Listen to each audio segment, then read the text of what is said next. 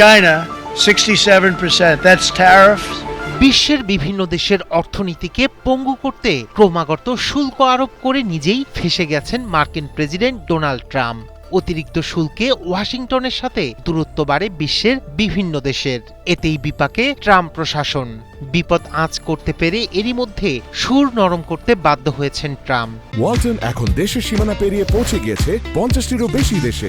ওয়ালটন, ঘরে ঘরে বিশ্বজুড়ে। আমেরিকা চীনের ক্ষতি নয় বরং সাহায্য করতে চায় বলে দাবি করেছেন তিনি। হঠাৎ চীনের প্রতি ট্রাম্পের নমনীয়তাকে সন্দেহের চোখে দেখছেন বিশ্লেষকরা। এর পিছনে কূটকৌশল থাকতে পারে বলে মনে করছেন তারা। The relationship is very good with President. শুক্রবার চীনের বিরল খনিজ রপ্তানি সীমিত করার পদক্ষেপের জবাবে 1 নভেম্বর থেকে অতিরিক্ত 100% শুল্ক আরোপের হুমকি দিয়েছিলেন ডোনাল্ড ট্রাম্প। কিন্তু সপ্তাহ পার হতে না হতেই নিজের অবস্থান থেকে সরে এসে সুর নরম করেছেন মার্কিন প্রেসিডেন্ট। আমেরিকা চীনকে সাহায্য করতে চায়, ক্ষতি নয়, রোববার এমন দাবি করেছেন ট্রাম্প। নিজের মালিকানাধীন সামাজিক মাধ্যম ট্রুথ সোশ্যালে ট্রাম্প লিখেছেন, সম্মানিত প্রেসিডেন্ট শি জিনপিং নিশ্চয়ই চান না যে তার দেশ মন্দার মধ্যে পড়ুক। We said, where did that come from?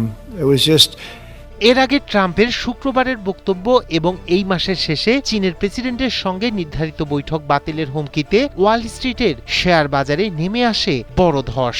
বিনিয়োগকারীরা আশঙ্কা করছেন ওয়াশিংটন ও বেইজিং এর মধ্যে আবার শুরু হতে পারে বাণিজ্য যুদ্ধ।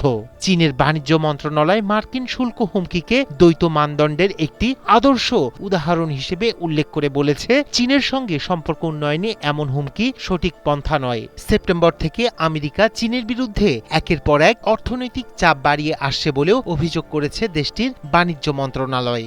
বর্তমানে চীনা পণ্যের ওপর যুক্তরাষ্ট্রের আরোপিত শুল্ক 30%, যা ট্রাম্প প্রশাসন আরোপ করেছিল। চীন ফেন্টানিল মাদকের বাণিজ্যে ভূমিকা রাখছে এবং অবিচারপূর্ণ বাণিজ্য নীতি অনুসরণ করছে বলে সে সময় অভিযোগ করেন ডোনাল্ড ট্রাম্প।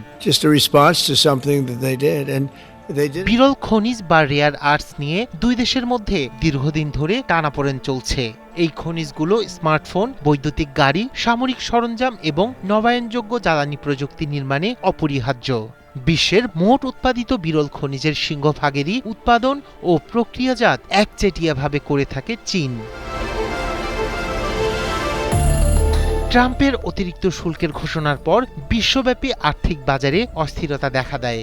এর ফলে নতুন করে বাণিজ্য যুদ্ধ শুরু হওয়ার আশঙ্কা সৃষ্টি হয়।